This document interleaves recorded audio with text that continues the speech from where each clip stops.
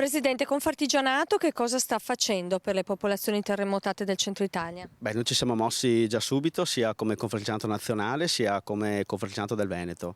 Le priorità in questo momento sono capire di cosa hanno bisogno, quindi capire i bisogni reali di Amatrice e delle altre città colpite e quindi capire come indirizzare gli aiuti. Noi oggi come oggi comunque abbiamo cominciato a parlare con le banche per bloccare tutto quello che sono mutui e quant'altro per le imprese e cominciare una raccolta fondi. Che informazioni avete, che notizie avete da parte degli imprenditori di quell'area?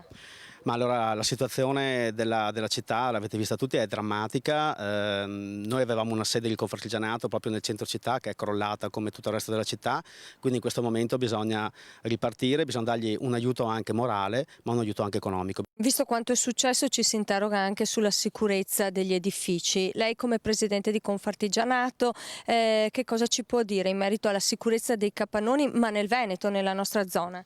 Ma diciamo che dopo il terremoto dell'Emilia Romagna era stato addirittura stanziato un fondo regionale.